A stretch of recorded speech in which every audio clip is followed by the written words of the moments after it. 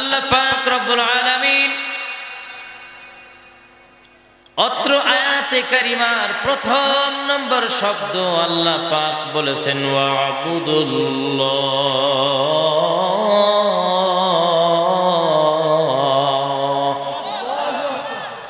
এক নম্বর পয়েন্ট হলো আল্লাহর ইবাদত। আল্লাহর ইবাদত আমরা মুসলমানেরা সাধারণত জানি ইবাদত মানে হলো নামাজ, ইবাদত মানে হলো রোজা, ইবাদত মানে হলো হজ করা, ইবাদত মানে হলো তাসবিহ তাহলিল করা। আমরা এত রকম জানি, কিন্তু তা নয়।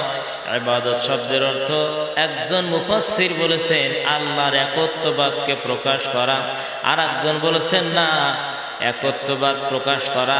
ইবাদত শব্দের একক অর্থ করলে হবে না, এটার অর্থ হবে ব্যাপক।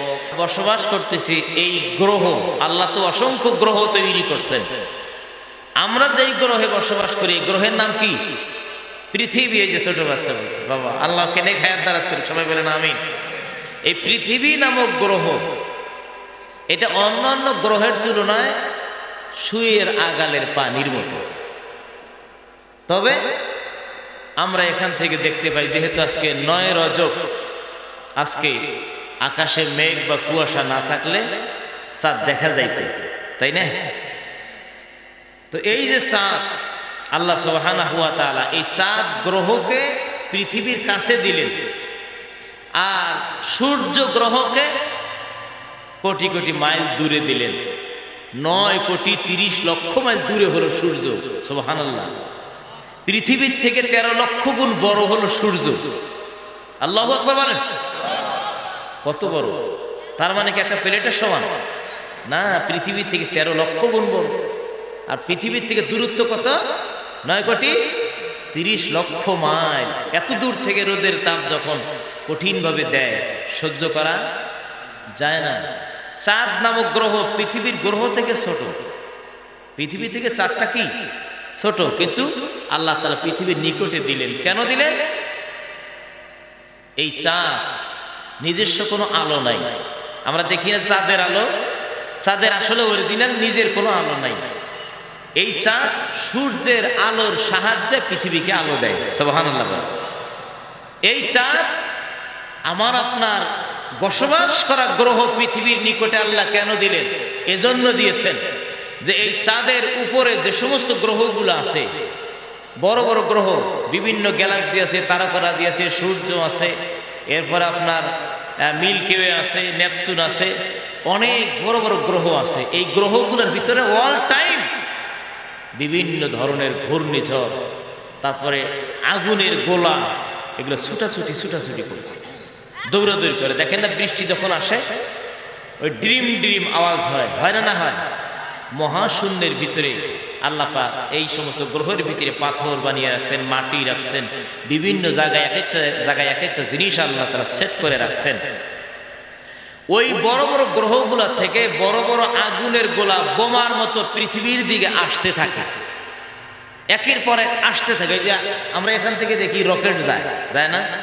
ছোট তারার মতো দেখা যায় না? না যায়। ওই তারার মতো আগুনের বড় বড় গোলা, গুলি, ধূমকেতুর মতো ওই গ্রহগুলোর থেকে পৃথিবীর দিকে তারা ধাবিত হইতে থাকে, আসতে থাকে, ছিটকে পড়তে থাকে। ওই সমস্ত গ্রহ থেকে যদি ওই আগুনের গোলাগুলো পৃথিবীর জমিনে পড়ে, নিমিষেই পৃথিবীর মাটি তামা হয়ে যাবে।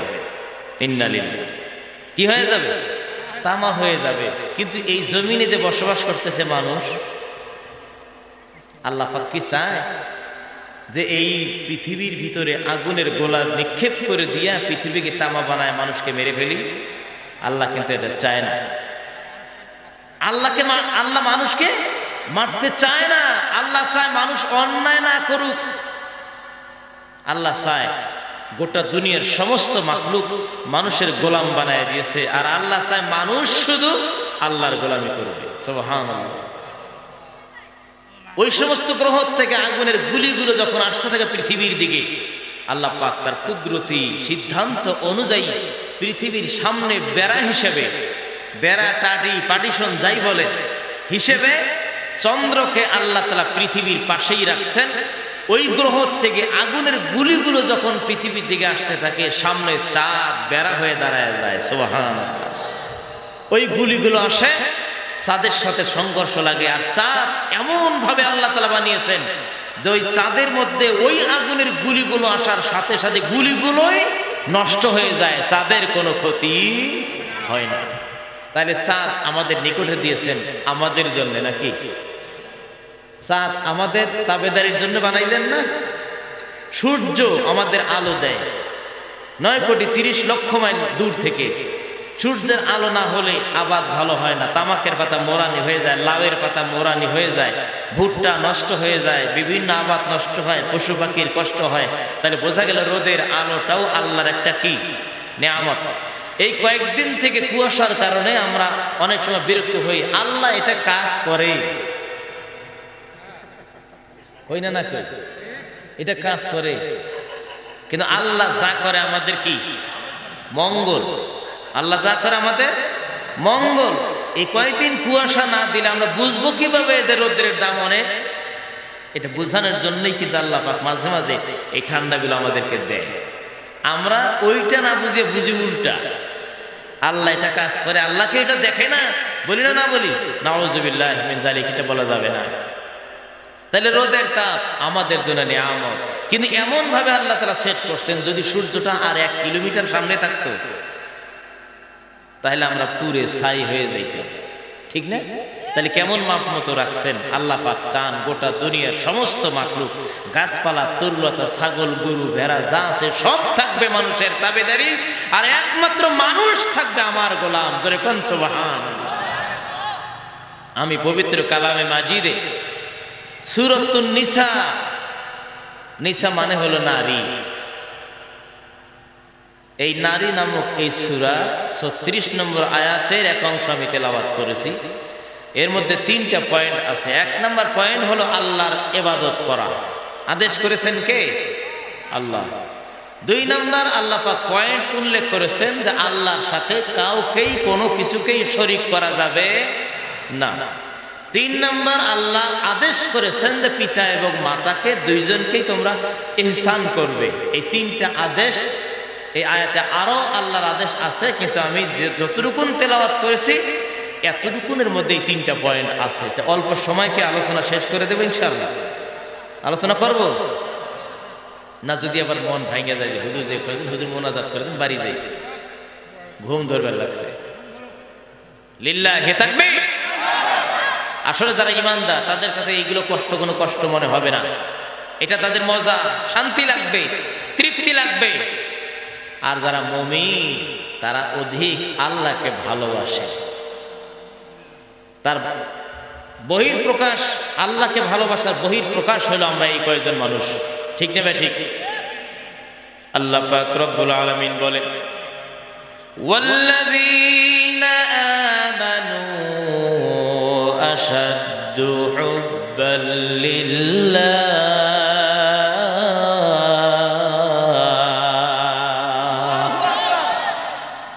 আল্লাহ পাক বলেন যারা মুমিন, প্রকৃত মুমিন যারা, তারাই তো আল্লাহকে অধিক বেশি ভালোবাসে।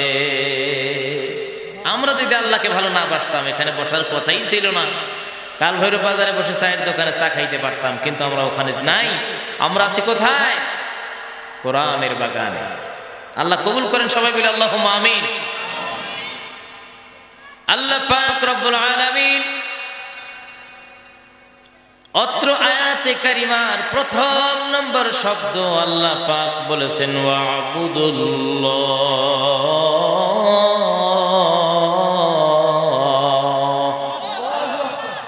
1 নম্বর পয়েন্ট হলো আল্লাহর ইবাদত। আল্লাহর ইবাদত আমরা মুসলমানেরা সাধারণত জানি ইবাদত মানে হলো নামাজ, ইবাদত মানে হলো রোজা, ইবাদত মানে হলো হজ করা, ইবাদত মানে হলো তাসবিহ তাহলিল করা।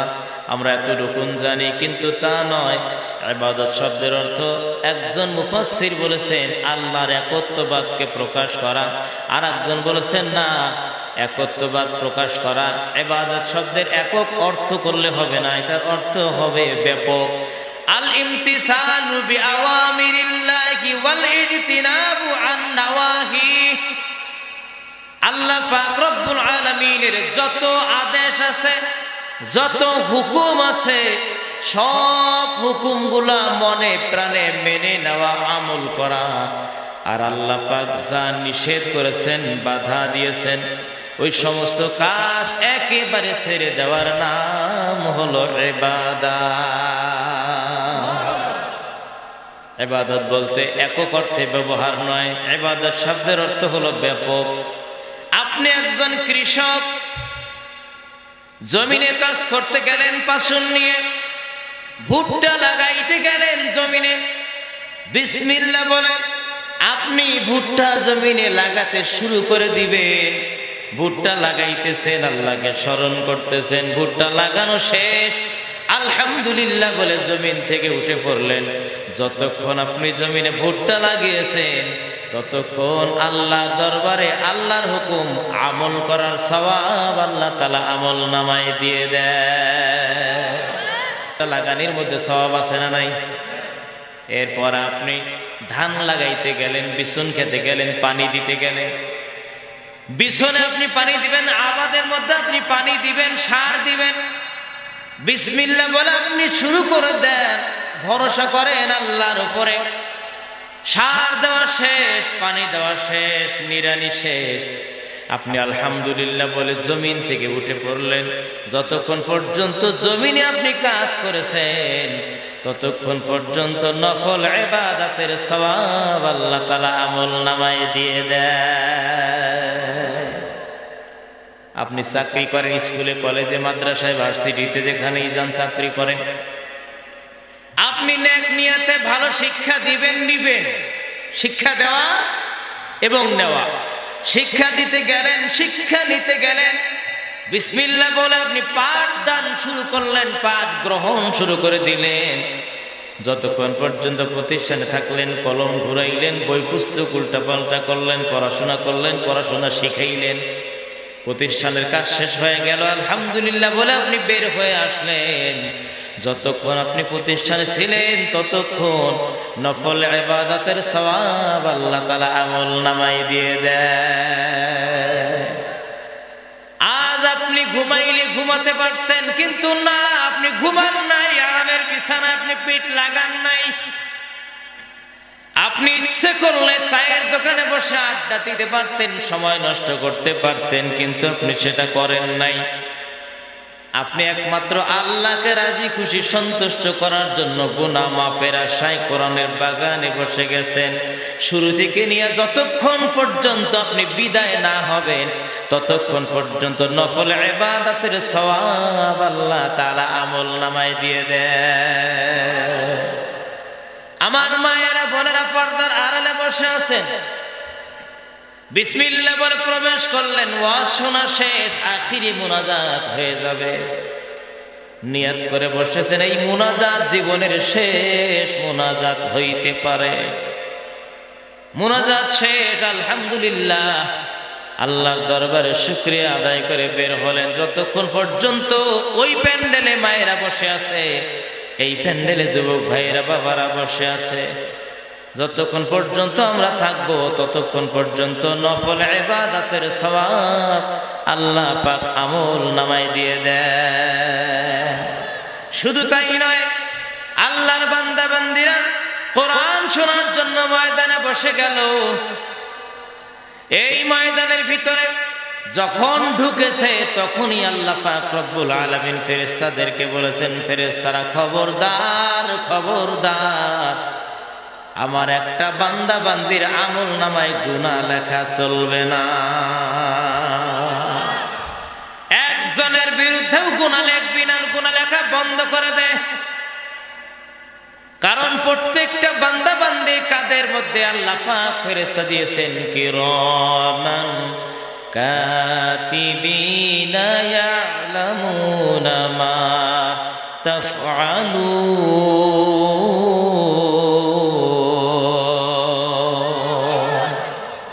আমরা যখন কোরআন শুনবো, আয়াত শুনবো, তেলাওয়াত শেষ হবে, তখনই আমরা জোরে সোরে জবান ছেড়ে দিয়ে বলবো কি? কেন বলবো সেটাও বলে দিয়ে যাই। কারণ আগামীর সময়, আজ এই মাহফিল আছি, কথা বলতেছি, শুনতেছি, আজকের পরে আমার আপনার আর দেখা জীবনে আর নাও হইতে পারে, ঠিক কিনা? হায়াতের মালিককে আল্লাহ। আয়াত যখন শুনবো জোরে বলবো আল্লাহু আকবার। কেন বলবো? আয়াত যখন আল্লাহ তাআলা নাজিল করে দিয়েছেন, আসমান থেকে লাউহে মাহফুজ থেকে আয়াত নাজিল হতো পর্যায়ক্রমে নবীজির উপরে। কার উপরে? নবীজির উপরে আয়াত যখন নাজিল হতো কোরআন পর্যায়ক্রমে। সুদীর্ঘ 23 বছরে কোরআন নাজিল হলো। লাউহে মাহফুজ থেকে আয়াত যখন বের করা হতো, একটা একটা করে আয়াত বের করা হয়। এই আয়াত বের করে আয়াতের এক পার্শ্বে ধরতো 1000 রহমতের ফেরেশতারা, আয়াতের আর এক পার্শ্বে ধরতো জিবরাইল আমিন আলাইহিস সালাম। এই মোট 1001 জন ফেরেশতা একটা করে আয়াত আসমান থেকে জমিনে নিয়ে আসছে। আমরা যে আয়াত পাইছি এত সহজে পাইছি মনেই করি না, গুরুত্বই দেই না। অথচ এই আয়াত যখন ওখান থেকে আসছে লাউহে মাহফুজ থেকে জমিনে নবীদের উপরে নাজিল হলো, একটা করে আয়াত 1000 ফেরেশতা, 1001 জন ফেরেশতা আসমান থেকে যখন আয়াত নিয়ে আসতেছে, আর তারা সবাই বলতেছে আল্লাহু আকবার, তাকবীরের ধ্বনি দিতে দিতে আয়াত নিয়ে জমিনে আসতেছে। আসমান থেকে যখনই জমিনের দিকে আসবে, আয়াত নাজিলের তাসিরে আমার নবী কিছু কিছু সময় ঘামে যাইতো, ঘাম ঝরতো শরীর থেকে আয়াত নাজিলের তাসিরে। এত ওজন আয়াতে, আল্লাহু আকবার, কত ওজন! যে ওজন আসতেছে, আসেই নাই, আসার আগেই নবীজি অস্থির হয়ে যাইত। অনেক সময় আয়াত নাজিলের তাসিরে নবীজি অজ্ঞান হয়ে জমিনে পড়ে যাইত। আয়াতের এত ওজন, সেই আয়াত আমাদের কাছে আছে, আছে না নাই? আমরা কি সম্মান করব না করব না? এই জন্য যখন আয়াত তেলাওয়াত হয়, তেলাওয়াতের পরেই আমরা সবাই বলবো কি? আল্লাহু আকবার। কোরআনুল কারীমের আয়াত তেলাওয়াত করা, তেলাওয়াত শোনা, সবগুলার মধ্যে আল্লাহ পাক সওয়াব রাখছেন। কারণ আমরা মুসলমান, আমরা যা কিছু করব সেই সব হবে আমাদের ইবাদত। আমার মায়েরা বোনেরা চুলায় ভাত রান্না করে না না করে? এখন তো চুলা কমে গেল, রাইস কুকার এসে গেল। আপনি রাইস কুকারে রান্না করেন, কোনো নিষেধ নাই। আপনি প্রেসার কুকারে আপনি তরকারি রান্না করেন, ভাত রান্না করেন, কোনো বাধা নাই, নিষেধ নাই। কিন্তু আপনি যদি বিসমিল্লাহ বলে যদি কারেন্টের সুইচটা লাগায় দিয়ে ভাত রান্না শুরু করে দিলেন, রান্না শেষ হয়ে গেল আলহামদুলিল্লাহ যদি আপনি বলেন, যতক্ষণ পর্যন্ত আপনি ভাত রান্না করেছেন ততক্ষণ নফল ইবাদতের সওয়াব আল্লাহ পাক তার আমল নামায় দিয়ে দেয়। আমার মায়েরা উঠান ঝাড়ু দেয় না না দেয়? উঠান ঝাড়ু দেবে, বিসমিল্লাহ বলে শুরু করবে। এখন তো মায়েরা বোনেরা ভিডিও মোবাইলে গান বাজাইতে বাজাইতে কাজ শুরু করে। কথা ঠিক নেবে? ঠিক। ওরে কোলের সন্তান ঘুমায় না, সন্তান ঘুমায় না, কান্না করে। সন্তান আমরা ঘুমানায় দেই ভারতের হিন্দি গান দিয়ে। সন্তানের ব্রেন আমরা কত ক্ষতি করতেছি এই ভিডিও মোবাইল। আপনি যত ভিডিও মোবাইল দেখাবেন সন্তানের ব্রেন তত ক্ষতি হয়ে যাবে। কারণ এই ব্রেনের ভিতরে চিকন চিকন রগ আছে যেগুলো খালি চোখে দেখা যায় না, পাওয়ারি গ্লাসে দেখা লাগে। ওই রগগুলোর ভিতরে রক্ত জমাট হয়, ওই রগগুলো প্রেসার পড়ে যখনই বাচ্চারা ভিডিও মোবাইল দেখে। আল্লাহ পাক রব্বুল আলামিন বান্দা বান্দির জন্য এই ব্রেন কত শক্তিশালী বানিয়ে দিলেন। পৃথিবীর সর্বোচ্চ বিজ্ঞানী কম্পিউটার ম্যান গবেষণা করে বের করলেন, স্বাস্থ্য বিজ্ঞান তারা গবেষণা করে বের করলেন এই দুনিয়ার সমস্ত কম্পিউটার, শক্তিশালী কম্পিউটার যদি 80,000 একত্রিত করা যায়, কত হাজার? 80,000 শক্তিশালী পৃথিবীর সর্বোচ্চ ক্ষমতাধর কম্পিউটার যদি ৮০,০০০ একত্রিত করা হয়, এরপরেও মানুষের ব্রেনের সমান ক্ষমতা হবে না। আল্লাহু আকবার। তাহলে আমাদের ব্রেনটা আল্লাহ তাআলা কত দিয়েছে, যত মুখস্থ করবেন তত বাড়ে, কমে না। মেমোরি লোড দেন, লোড হয়ে যায়, এক সময় পূর্ণ হয়ে যায়, ফুল হয়ে গেল। আপনার ব্রেন আপনি যত মুখস্থ করবেন তত মনে হয় যে আর কত যে খালি থাকে, আল্লাহই ভালো জানে। হাফেজেরা কোরআন মুখস্থ করে, অনেক ছাত্ররা বুখারী শরীফ মুখস্থ করে, অনেকে আছে সব কিতাবগুলো মুখস্থ করে, না করে। এত মেধা, সব কিছু মুখস্থ করার পরেও আরো কত কোটি কোটি কিতাব মুখস্থ করবে। ব্রেনের ভিতরে এমন ফাঁকা জায়গা আমার আল্লাহ পাক রেখে দিয়েছে। সেই ব্রেন আল্লাহর কাজে আমরা লাগাই না, ওই ব্রেন আল্লাহর ইবাদতে আমরা খাটাই না। আমরা খাটাই, আমার মায়েরা বোনেরা ঝাড়ু দেয়, ভিডিও মোবাইল হাতে নিয়ে গান বাজায়, ফাইটা যায় বুকটা ফাইটা যায়, কথা ঠিক নেবে ঠিক, গান বাজায় আমার মায়েরা বোনেরা, ভারতের সিরিয়াল দেখে। এখন টিপিও লাগে না, ভিডিও মোবাইলের ভিতরে ভারতের সিরিয়ালগুলো দেখে কাজ করে। ও মা, আমার বোনেরা গো, তুমি যদি বিসমিল্লাহ বলে ঝাড়ু দিতে শুরু করো, ঝাড়ু শেষ হলে তুমি আলহামদুলিল্লাহ পাঠ করো। যতক্ষণ তুমি ঝাড়ু দিয়েছো, নফল ইবাদতের সওয়াব আল্লাহ পাক তোমার আমল নামায় দান করে দিবে। আর যদি তুমি ভিডিও মোবাইল গান বাজাইতে বাজাইতে তুমি যদি কাজ শুরু করো, গান বাজাইতে বাজাইতে কাজ শেষ করলা, যতক্ষণ তুমি কাজ করেছো ওই গানটা যদি নেকেড গান হয়, যতক্ষণ কাজ করেছো আর গান শুনেছো, জিনা করার গুনাহ তোমার আমল নামায় আল্লাহ দিয়ে দেয়। কাজ করলে সব হবে, আবার কাজ করলে গুনাহ হবে। বিসমিল্লাহ বলে ভালো কাজ শুরু করবেন, ভালো কাজ শেষ করে আলহামদুলিল্লাহ বলবেন, সব হবে। ভালো কাজে যদি আপনি গান দিয়ে শুরু করেন, ভালো কাজে যদি আপনি গান দিয়ে শেষ করেন, ওই ভালো কাজই আপনার গুনাহ হবে। এজন্য আমরা মুসলমান, আয়ামে মুসলিম, আমি একজন মুসলিম, ইন্নানি মিনাল মুসলিমিন।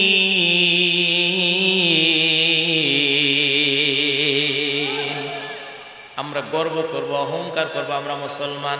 আল্লাহ চাইলে খ্রিস্টানের পথে ঘরে পাঠাইতে পারত, আল্লাহ চাইলে হিন্দুর ঘরে পাঠাইতে পারত, আল্লাহ চাইলে বৌদ্ধর ঘরে পাঠাইতে পারত, আল্লাহ চাইলে শিখদের ঘরে পাঠাইতে পারত।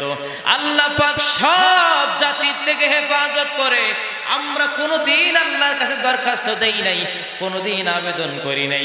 আল্লাহ পাক তার কুদরতি দিল থেকে মহব্বত করে আমাকে আপনাকে মুসলমান ঘরের সন্তান বানায় দিয়েছে। আলহামদুলিল্লাহ। এজন্য মুসলমান হলো আমার নাম, দাওয়াত হলো আমার কাম। দাওয়াত কি জিনিস? আল্লাহর দিকে আহ্বান করা। আমরা এখানে আসছি যদি প্রত্যেকটা ব্যক্তি যদি একজন আর একজনকে আনার জন্য আহ্বান করতাম, সবাই যদি সবাইকে ডাক দিতাম, আজকের এই পুরো প্যান্ডেল ভরে মানুষ জায়গা দিত না। কথা কোন ঠিক নেবে ঠিক? কিন্তু আমরা ডাকি না, আমরা বলি ডাকবো কি জন্য? নিজের খায়া মামুর বাড়ির গরু চড়াবো না। আমরা এই কথাগুলো বলি। কিন্তু মুসলমান, আপনি কি জানেন আল্লাহ পাক বলেন, ওয়ামান আহসানু কাওলাম মিম্মান দাআ ইলাল্লাহি ওয়া আমিলা সালিহান ওয়া ক্বালা ইন্নানি মিনাল মুসলিমিন। আল্লাহ পাক বলেন, ওই ব্যক্তির কথার চাইতে আর কার কথা ভালো হইতে পারে?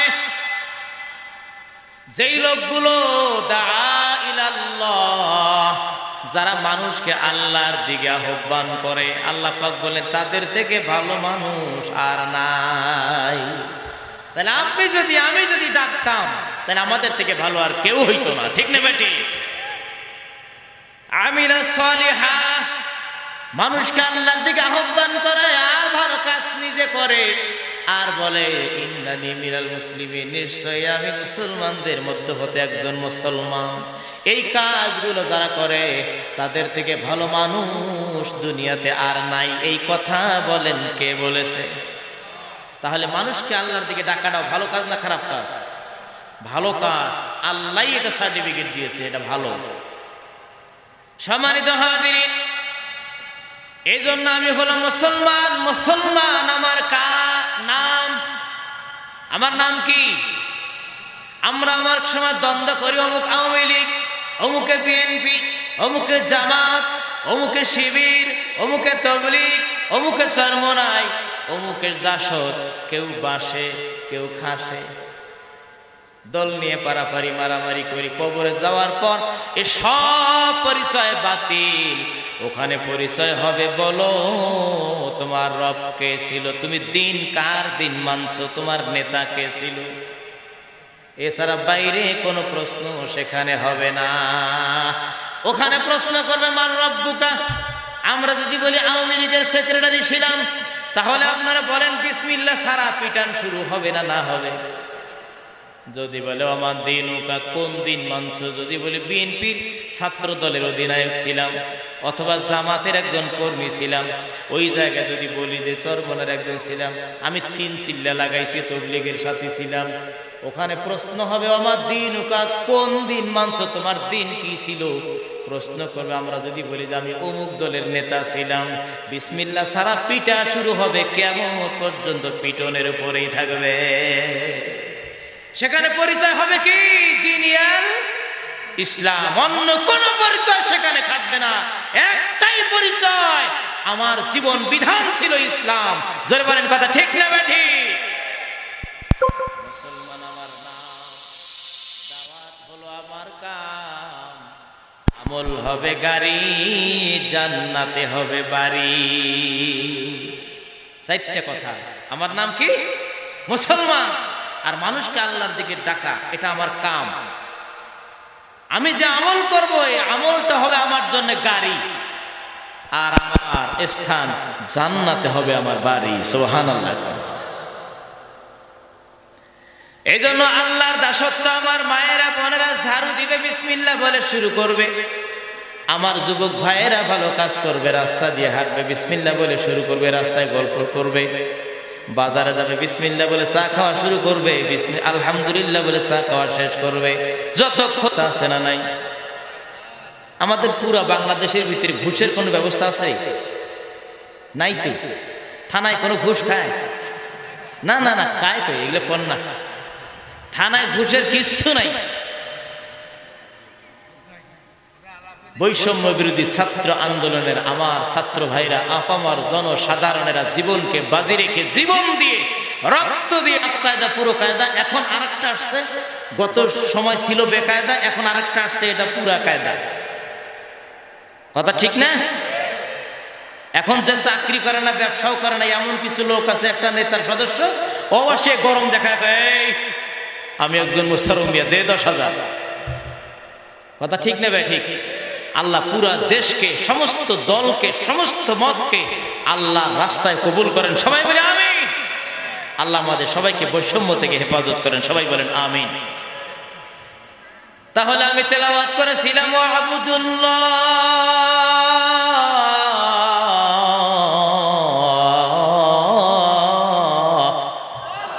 আল্লাহর ইবাদত। ইবাদত প্রধানত ইবাদত হলো 3 প্রকার। 1 নম্বর ইবাদত হলো আল ইবাদাতু বিল জিসমি। জিসমি অর্থ কি? আমার দেহ দ্বারা যে ইবাদত করা হয়, এটা হলো 1 নম্বর প্রধান ইবাদত। 2 নম্বর আল ইবাদাতু বিল মাল, সম্পদ দ্বারা আল্লাহ রাস্তায় দান করে ইবাদত করা, এটা হলো 2 নম্বর। 3 নম্বর ইবাদত হলো আল ইবাদাতু বিল জিসমি ওয়াল মালি ইজতিমা। তার মানে হলো দেহও লাগবে, শরীরও লাগবে, আবার সম্পদও লাগবে। দেহও লাগবে, সম্পদও লাগবে, 2টা মিলে যে ইবাদত করা হয়, এটা হলো 3 নাম্বার। 1 নাম্বার আসেন বর্ণনায় যাই, আল ইবাদাতু বিল জিসমি, তথা দেহের ইবাদত। আপনি নামাজ পড়তে গেলে দেহ ছাড়া কি নামাজ হবে নাকি? নামাজ পড়তে গেলে কপাল লাগবে, নাক লাগবে, জবান লাগবে, হাত লাগবে, পা লাগবে, কোমর লাগবে না লাগবে না? এই দেহ দ্বারা যে ইবাদত করবেন এটা হলো প্রধানত 1 নাম্বার ইবাদতের ধরন। দেহ দ্বারা ইবাদত করা, যেমন নামাজ পড়তেও দেহ লাগে, রোজা রাখতেও দেহ লাগে। আবার 2 নম্বরে ইবাদত আল ইবাদাতু বিল মাল, সম্পদ দিয়ে আপনি মাহফিলের আয়োজন করেছেন, সম্পদ দিয়ে আপনি মাদ্রাসা তৈরি করেন, সম্পদ দিয়ে মসজিদ তৈরি করেন, সম্পদ দিয়ে আপনি রাস্তা নির্মাণ করেন, সম্পদ দিয়ে ব্রিজ কালভার্ট নির্মাণ করেন, সম্পদ দিয়ে আপনি একটা এতিমকে টুপি দান করেন, পাঞ্জাবি দান করেন। কনকনে শীতের রাত, এই শীতের সময় আপনি একজন এতিম গরিবকে আপনি একটা কম্বল দিলেন, এটা হলো সম্পদ দ্বারা ইবাদত। সুবহানাল্লাহ। 3 নাম্বার হলো আল ইবাদাতু বিল জিসমি ওয়াল মালি ইজতিমাআ, সমন্বয় ইবাদত, তার মানে দেহও লাগে মালও লাগে। যেমন আপনি যদি হজে বাইতুল্লাহ যান, হজে বাইতুল্লাহ গেলে রওজাতুন নবী জিয়ারতে গেলে দেহও লাগে সম্পদও লাগে, ঠিক না? দুইটাই লাগে, এটা হলো সমন্বয় ইজতিমাআ, এটা হলো সমন্বয় যেটা হয়, এটা 3 নাম্বার ধরন। 1 নাম্বার ধরন হলো দেহ দ্বারা ইবাদত করা, যেমন নামাজ। আমরা নামাজের বহু আলোচনা শুরু থেকেই, ছোট থেকে আলোচনা শুনে আসছি, নামাজ নামাজ নামাজ পড়াই লাগবে। নামাজের দাওয়াত দিলে আমরা বলি যে পড়ব। যুবক যারা আছে আমরা বলি যে এখনো বয়স হয় নাই, বাবা মা যারা আছে তারা বলে যে পরীক্ষা চলছে, এই সময় সন্তানদের ফজরের সময় ডাকা যাবে না, পরীক্ষায় নষ্ট হবে, বলে না? না বলি আমরা। রমজান মাসে রোজা রাখবে, সেহরিতে ডাকতেছে সবাই ওঠো, বাবা মা বলে পরীক্ষা চলছে, সন্তান এই সময় রোজা রাখতে দেয়া যাবে না। ওই বাবা মা যারা আছো তারা মন খুলে শুনে রাখো, তোমার সন্তানের মেধা সুস্থ রাখার জন্য আল্লাহ পাক 30টা রোজা ফরজ করেছে। তোমার সন্তানের শারীরিক সুস্থতা রাখার জন্যই আল্লাহ পাক নামাজ নামক একটা নিয়ামত দিয়েছে। আমরা এতদিন শুনেছি, হাদিস শরীফে আছে, যে ব্যক্তি নামাজ আদায় করে খুশু খুজুর সাথে, ইখলাসের সাথে, আল্লাহ পাক তাকে 5টা পুরস্কার দিবেন। এটা হলো ভবিষ্যৎ। নামাজ পড়লে যদি কবুল হয় তাহলে দিবে, দিবে, এটা ভবিষ্যৎ শব্দ না, শব্দটা ভবিষ্যৎ। আল্লাহ পাক দিবে। নামাজ আদায় করলে আল্লাহর বান্দাদের জন্য আল্লাহ পুরস্কার রাখছে। নামাজি ব্যক্তি রিজিকের অভাব অনটন আল্লাহ তাআলা দূর করে দিবে। 2 নাম্বার পুরস্কার, কবরের আযাব আল্লাহ তাআলা মাফ করে দিবে। সুবহানাল্লাহ বলে। 3 নাম্বার পুরস্কার, নামাজি ব্যক্তিকে বিজলির ন্যায় আমার আল্লাহ পাক পুল সিরাতের ব্রিজ পার করায় দিবে। সুবহানাল্লাহ, হয় না? 4 নাম্বার পুরস্কার, হাসরের ময়দানে নামাজি ব্যক্তিকে ডান হাতে আমল নামা দান করবে। 5 নাম্বার পুরস্কার, নামাজি ব্যক্তিকে আল্লাহ সুবহানাহু ওয়া তাআলা বিনা হিসাবে জান্নাতের মেহমান বানায় দিবে। এই যে 5টা পুরস্কার দিবেন, নামাজি নামাজ পড়লে কবুল হলে আল্লাহ তাআলা দিবেন ভবিষ্যতে, নামাজের পরে। কিন্তু আজকে স্বাস্থ্য বিজ্ঞান নামাজ নিয়ে গবেষণা করে তারা তথ্য বের করলো, আল্লাহ কোন বান্দা বান্দে নারী এবং পুরুষ যারাই আছে নামাজ আদায় করলে কি হবে, আল্লাহ কেন সেজদাকে ফরজ করলেন, আল্লাহ কেন রুকুকে ফরজ করলেন, আল্লাহ কেন কিয়ামকে ফরজ করলেন, আল্লাহ কেন রুকু সেজদা দেরি করাকে ওয়াজিব করলেন, সব আল্লাহর এই হুকুমগুলো নিয়ে তারা তথ্য বের করে দেখলাম এই মানুষের মাথার ভিতরে এমন চিকন চিকন রগ আছে যে রগগুলো দেখা যায় না, সব রগের ভিতর দিয়ে রক্ত চলাচল করতে থাকে স্বাভাবিকভাবে। আল্লাহর বান্দা বান্দিরা যদি এই সেজদার ভিতরে যদি দীর্ঘ সময় মাথা রাখে, আল্লাহু আকবার বলে, সেজদার মধ্যে যায়, 1 নাম্বার ফজিলত বলে, আল্লাহ কোন বান্দা বান্দি নারী কিংবা পুরুষ তারা যদি আল্লাহকে খুশি করার জন্য সেজদায় যায়, হাদিসে কুদসিতে এসেছেন আল্লাহ পাক রব্বুল আলামিন বলেছেন, আমার কোন বান্দা বান্দি আমি আল্লাহকে খুশি করার জন্য সেজদার মধ্যে যখন কপালটা নিয়ে যায়, ধীরে ধীরে আমার বান্দা বান্দি কপালটা জমিনের দিকে নিয়ে যায়, জায়নামাজের উপরে নিয়ে যায়, কেউ বা মাটিতে, কেউ বা ঘাসে, কেউ বা পাটির উপরে, কেউ বা জায়নামাজ নরম কাপড়ের উপরে, কেউ বা পোয়ালের উপরে, কেউ মসজিদে, কেউ বা জমিনে কাজ করতে গিয়ে নামাজে যখন যায়, এই কপাল আমার বান্দা বান্দিরা যখন আমি আল্লাহকে সেজদা দেওয়ার জন্য কপালটা ধীরে ধীরে জমিনের দিকে নিয়ে যায়, আমার বান্দা বান্দি কপাল জমিনে লাগার আগেই আমি আল্লাহ সুবহানাহু ওয়া তাআলা আমার বান্দা বান্দির কপালের নিচে আমার কুদরতি হাত জমিনের উপর বিছায়া দে। আরো জোরে বলি সুবহানাল্লাহ। তাহলে বান্দা বান্দি সেজদা দেয়, আপনি জমিনে গেছেন নামাজ পড়তেছেন, সেজদায় গেলেন, আপনি শুধু মাটি মনে করবেন না। আল্লাহ বলেছেন, হাদিসে কুদসিতে এসেছে, আল্লাহ পাক বলেন আমার বান্দা বান্দি যখন কপাল জমিনে নেয়, আমি আল্লাহ পাক মহব্বত করে তার কপালের নিচে জমিনের উপর আমি আমার কুদরতি হাত বিছায় দেই, আমার বান্দা বান্দি আমার কুদরতি হাতের উপরে তারা সেজদাটা লাগায় দেয়। জোরে কর না সুবহান। স্বাস্থ্য বিজ্ঞান গবেষণা করে বের করল, নারী এবং পুরুষ, শিশু, কিশোর, বৃদ্ধ যারা আছে সকলের মাথার মধ্যে চিকন চিকন রগগুলো আছে, রক্ত চলাচল করে। এই রক্তের চলাচল করতে গিয়ে যদি কোন রগের ভিতরে রক্ত একটা জমাট হয়ে যায়, একটা ফোঁটা রক্ত, এক ফোঁটা রক্ত যদি রগের মধ্যে আটকে যায়, জমা হয়ে যায়, সাথে সাথে লোকটা ব্রেন স্ট্রোক করে মারা যায়। কেউ মেডিকেলে চলে যায়, জ্ঞান থাকে না, হুঁশ থাকে না, কাউকেই চেনে না। এইরকম সমস্যা শ্রীকাতা দলগ্রামে আছে না? না, আপনাদের এদিকে স্ট্রোক নাই? আছে? কেন হয় স্ট্রোক সেটার কারণ আমরা বলতেছি, সকলে পরামর্শ করতেছি, চিন্তা ভাবনা করতেছি। সামনে আমি যা বলতেছি শুধু শুনবো নাকি এটা আমলও করা লাগবে? আমল করা লাগবে। আমল যদি না করে কবরে যাই, জবাব দেওয়া লাগবে না? না লাগবে? জবাব দিতে হবে আল্লাহর দরবারে, কারণ আল্লাহ পাক এই 3.5 হাত বডি মহব্বত করে বানাইছে। আল্লাহ জাহান্নামে দেওয়ার জন্য আল্লাহ তাআলা এই বডিকে বানান নাই। হযরত নূহ আলাইহিস সালাম আল্লাহর দ্বীনের দাওয়াত দেয়, মানুষ মানে না। 70 জনের মতো মানুষ এত বছর দাওয়াত দিয়ে মুসলমান হলো, বাকিরা দাওয়াত শোনে ঠিকই, কিন্তু তারা নবীদের কথা শোনে না, মানে না। আল্লাহর নবী নূহ আলাইহিস সালাম বললেন, ও আল্লাহ, তোমার দ্বীনের পথে আমি ডাকলাম, কিন্তু এরা শোনে না, কথা মানে না, শত্রুতা করে, দুশ্মনী করে, এদেরকে তুমি গজব দিয়ে ধ্বংস করে দাও। নবীর দোয়া আল্লাহ পাক কবুল করে নিলেন, প্লাবন দিয়ে দিলেন। নূহ আলাইহিস সালামের সাথে থাকা লোকগুলো শুধু বাঁচলো, আর সব বন্যায় মারা গেল। না যায় নাই? সবাই মারা গেল। পানি শুকিয়ে যাচ্ছে, পাহাড়ের মাথা উঁচু হয়ে গেল, বের হয়ে গেল। আল্লাহ পাক নূহ আলাইহিস সালামকে বললেন, পয়গম্বর মাটির পাতিল বানাও। মাটির পাতিল বানানো শুরু হয়ে গেল। অনেকগুলো পাতিল বানাইলেন।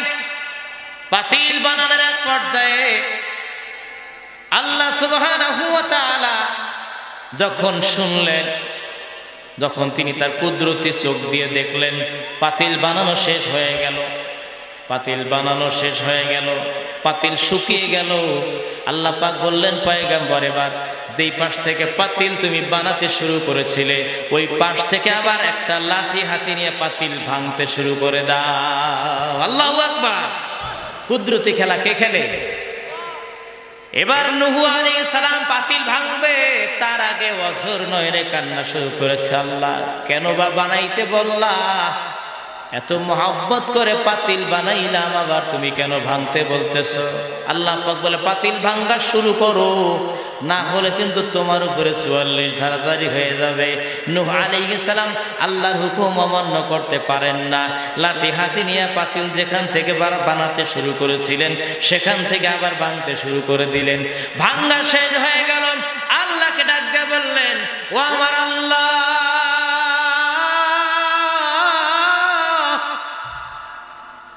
কেন তুমি পাতিল বানাইতে বললা, আবার কেন তুমি ভাঙতে বললা? আমাকে বিষয়টা জানাও।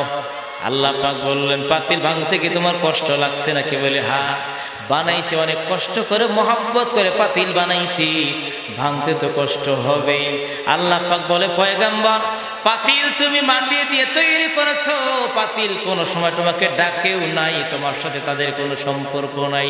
এটা হলো একটা জড় বস্তু, জড় পদার্থ, কথা বলতে পারে না, জীবন নাই। এমন একটা জিনিসের প্রতি তোমার এত মহব্বত, বানাইছো ভাঙতে গিয়ে কান্না করা লাগে। তাহলে তুমি এবার বোঝো, যেই মানুষগুলোর বিরুদ্ধে তুমি বরদোয়া করলে বন্যা দিয়ে আমি মেরে ফেললাম, বলো রে নূহ, ওই মানুষগুলা বানাইতে আমি আল্লাহর বড় মহব্বতে আমি বানাইছিলাম।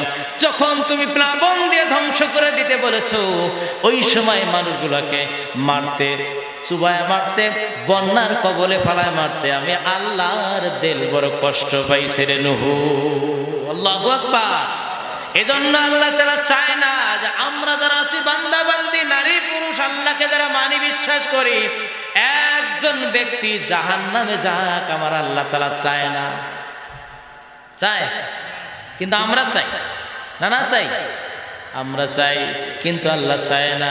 কাগজ কাট কর ঘুরি বানা কর, কাগজ কাট কর ঘুরি বানা কর, উড়াতা হায়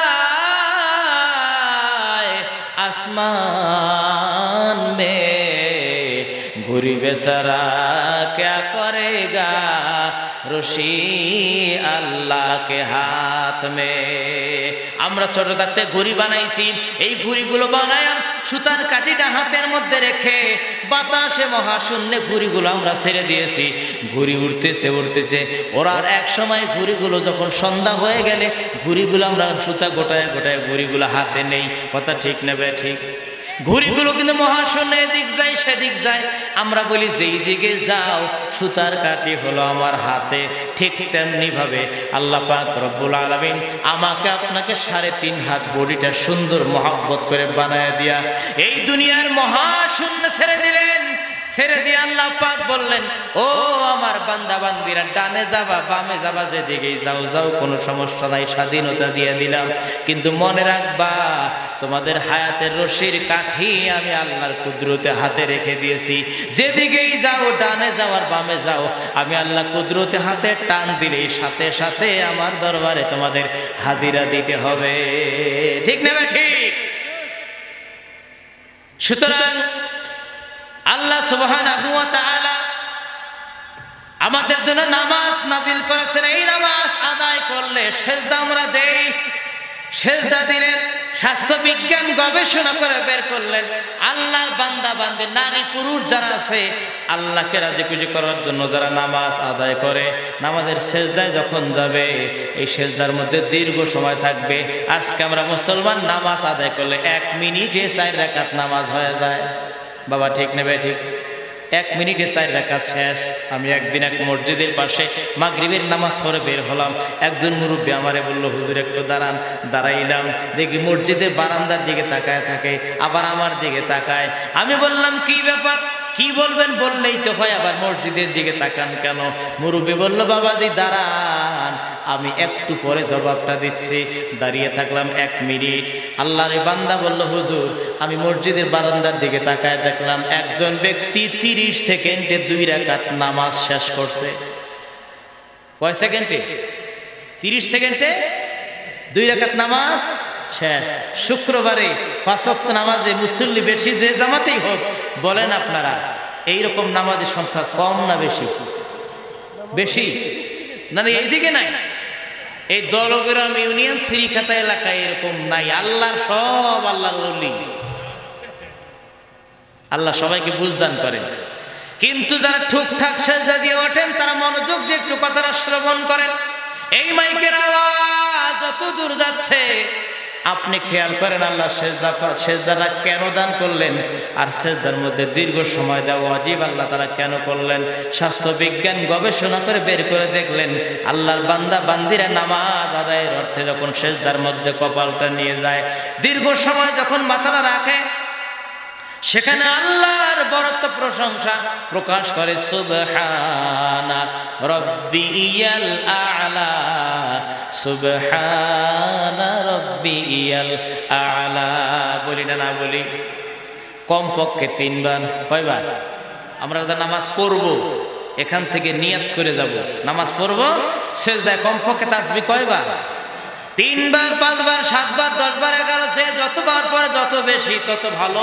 স্বাস্থ্য বিজ্ঞান বললেন দীর্ঘ সময় যদি আল্লাহর বান্দা বান্দিরা সেজদার মধ্যে মাথাটা রাখে, মাথা রাখার কারণে শরীরের রক্তের চাপ মাথার মধ্যে পড়ে। রক্তের চাপ যখন পড়ে মাথার মধ্যে চিকন চিকন রগগুলোর ভিতরে রক্ত জমাট হওয়ার কোনো সম্ভাবনা থাকে না। রক্তের চাপ পড়ার কারণে সেজদায় দীর্ঘ সময় থাকার কারণে রক্ত প্রত্যেকটা রগে রগে কিনারে কিনারে রক্ত চলাচল করে, ব্রেনটা ধীরে ধীরে সুস্থ হয়ে যায়। আর যদি আল্লাহর বান্দারা সেজদায় দীর্ঘ সময় না দেয়, সেজদা যদি না দেয়, নামাজে যদি না যায়, স্বাভাবিকভাবে চলাফেরা করলো, জীবনেও একটা সেজদা দিল না, তার মাথার ব্রেনের ভিতরে যে কোনো সময় রক্ত জমাট হয়ে যেতে পারে।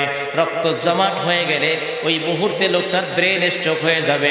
স্ট্রোক করলে মৃত্যু তার জন্য অবধারিত। কথা বলেন ঠিক নেবে ঠিক? স্বাস্থ্য বিজ্ঞান বলল আল্লাহর বান্দা বান্দিরা যদি নিয়মিত সেজদা দেয়, ওই লোকটা মরার আগ পর্যন্ত ব্রেন স্ট্রোক হওয়ার কোনো সম্ভাবনা থাকে না। আল্লাহু আকবার।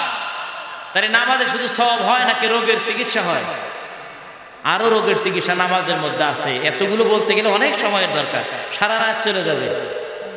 ইনশাআল্লাহ কালকে যেহেতু মাহফিল আছে আমরা অত সময় নিতে পারতেছি না। যাই হোক, এটা গেল সেজদার চিকিৎসা। এবার রুকুর চিকিৎসা বলবো, শর্টে বলে দিয়ে যাই।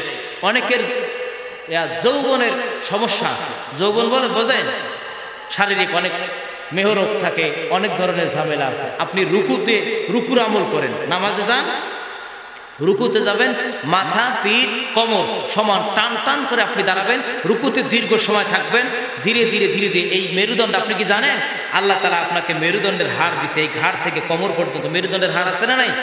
বিজ্ঞানীরা গবেষণা করে বের করতেছে এগুলো জিনিস, আর আমরা মুসলমান আমরা এগুলো জানিও না মানিও না। কথা ঠিক না ভাই? ঠিক। আপনি কি জানেন আপনার গোটা শরীরের ভিতরে যত চাহিদা আছে, রুচি আছে, সমস্ত রুচি চাহিদা যোগায় আপনার মেরুদণ্ডের হাড়। সুবহানাল্লাহ বলেন জয়। এমন একটা হাড় আল্লাহ তাআলা দিয়েছে, গিট গিট হাড়, এখান থেকে চাহিদা তৈরি হয়, এনার্জি তৈরি হয়। আপনি যদি রুকুতে টান টান করে মাথা পিঠ কোমর সমান করেন, মেরুদণ্ডের হাড়টা সমান হয় না? না হয়? যখনই সমান হয়, যে কোনো ড্রেনের ভিতরে পানি চলাচলের সময় যদি সামনে জঙ্গল থাকে, মাটি দিয়ে বেড়া দেওয়া থাকে, পানি যাবে? যাবে না। মেরুদণ্ডের হাড়ে যে বাঁকা থাকলে এই এনার্জি পাস করতে পারে না, আপনাকে সঠিক রুচি দিতে পারে না। আপনি যদি মেরুদণ্ডের হাড় রুকুতে গিয়ে সোজা টনটনা করে দাঁড়াবেন, তাহলে মেরুদণ্ডের হাড় আপনার শরীরে এনার্জি তৈরি করে দিবে, রুচি তৈরি করে দিবে। ধীরে ধীরে আপনার যৌবনের যত অসুস্থতা আছে, মেহরোগ আছে, আল্লাহ পাকে সমস্ত রোগগুলো থেকে আল্লাহ আপনাকে মুক্তি দান করবে। তাহলে নামাজ আমরা সওয়াব তো পাবই, রোগের চিকিৎসা আছে না নাই? বলেন আছে না নাই? এটা হলো আল ইবাদাতু বিল জিসমি, দেহের ইবাদত। এটা 1 নম্বর ধরন। 1 নম্বর ধরনে আরেকটা আমলের কথা বলেছে, সেটা হলো রোজা। রোজার মধ্যে কি শাবান মাস থেকে শুরু করে শাবান মাস পর্যন্ত 11 মাস আল্লাহর বান্দারা যত খাবার খাই আমরা, 3টা জিনিস তৈরি হয় এই খাবার থেকে। কয়টা জিনিস? 3টা জিনিস। 1 নম্বর শরীরে ভিটামিন ক্যালসিয়াম, 2 নম্বর পেশাব পায়খানা, 3 নম্বর শরীরে এক শ্রেণীর বিষ তৈরি হয়, বিষ। যে বিষটা অতিরিক্ত হলে ব্লাড ক্যান্সার হয়। ভাই খেয়াল থাকবে কথা, ব্লাড ক্যান্সার তৈরি হয়, রোগ হয় ওই বিষটা তৈরি হলে। 1টা মাস আল্লাহ পাক রোজা দান করছে। চিকিৎসা বিজ্ঞান যারা গবেষণা করেন এগুলো জিনিস নিয়ে, রোজা আল্লাহ কেন 30টা দিল? 2 মাস দিবার পাইতো না? 1টা দে, 6 মাস দে, 30টা কেন? বিজ্ঞানীরা বের করলো এই 30টা রোজা আল্লাহর বান্দা বান্দা, নারী এবং পুরুষ না, মহিলাদের আলাদা। সিরিখাতা দরগরা মহিলারা মরে না কোনোদিন না, এদের মনে হয় মৌত নাই। আমার মায়েরা বোনেরা মরে এলাকায়, তাহলে তাদেরও দরকার আছে, তারা আল্লাহর কাছে যাবে তো, তাদেরও দরকার আছে। মায়েরা বোনেরা যারা আছেন মনোযোগ দিয়ে শ্রবণ করেন। রমজান মাসের রোজা, অনেকে আছে ছেলেকে নতুন বিয়ে করাইলে, মেয়েকে নতুন বিয়ে দিলে করে তোরা নতুন বিয়ের বছর রোজার দরকার নাই, কয় না? না কয়? এই সব কুসংস্কার আপনি বাদ দেন। আপনি যদি সুস্থ থাকতে চান, ব্লাড ক্যান্সার থেকে আপনি যদি হেফাজতে থাকতে চান, রমজানের রোজা 30টা সহি শুদ্ধভাবে পালন করেন, ব্লাড ক্যান্সার আল্লাহ পাক আপনার শরীরে অত সহজে দিবে না। ওই যে 11 মাস আপনি খাদ্য খাইলেন, শাবান মাস জিলকদ, জিলহজ, মুহররম, সফর, রবিউল আউয়াল, শাওয়াল, শাবান মাস পর্যন্ত 11 মাস আমরা যত খাবার খাইছি, এই খাবার খাওয়ার মাধ্যমে ভিটামিন, ক্যালসিয়াম তৈরি হয়েছে, পেশাব পায়খানা তৈরি হলো, 3 নম্বর বিষ তৈরি হলো, যে বিষটা বেশি হলে ব্লাড ক্যান্সার হয়। বিজ্ঞানীরা গবেষণা করেছেন যে এই রমজান মাসে 30টা রোজা যদি আল্লাহর বান্দা বান্দিরা নিয়মিত পালন করে, তাহলে 11 মাস খাদ্য খায় যে 20টা শরীরে হয়েছিল, 1 মাস রোজা থাকলে 11 মাসের 20 রোজার বরকতে আল্লাহ তাআলা পানি বানায় দেয়। আল্লাহর বান্দা বান্দিরা রমজান মাসের রোজা পালন করলে 11 মাসে শরীরে জ্বর হওয়া বেশ পানি হয়ে যায়। মৃত্যুর আগ পর্যন্ত ওই মানুষগুলার ব্লাড ক্যান্সার হওয়ার সম্ভাবনা থাকে না। এটা বিজ্ঞানসম্মত আলোচনা, কিন্তু আমরা তো শুনতেছি, বলতেছি, আমল কি করব? রমজানের রোজা আসলে যুবকেরা কব যে না খেয়ে দিন কাটাইতে পারবো না, শক্তি তো আছে। এই বাপরে বাপ, কথা ঠিক না? সামান্য ওজোর দিয়া রমজানের রোজা থাকি না, কিন্তু রমজানের রোজাটা তো আপনার ব্লাড ক্যান্সারের ঔষধ। গোটা পৃথিবীর স্বাস্থ্য বিজ্ঞান আল্লাহ পাক যতগুলো রোগ দিয়েছে, কেবলমাত্র 100-এর মধ্যে 40% চিকিৎসা বাইর করছে, বাকি 60% এখনো হদিসই পাই নাই। তার মধ্যে ব্লাড ক্যান্সারের ওষুধ আছে নাই তো, কিন্তু আল্লাহ পাক আজ থেকে হাজার হাজার বছর আগে আল্লাহ পাক এই রোজা নামক নিয়ামত দিয়ে, রোজা থাক, ঔষধ খাওয়া লাগবে না, ব্লাড ক্যান্সার আমি আল্লাহ তাআলা মাফ করে দিব।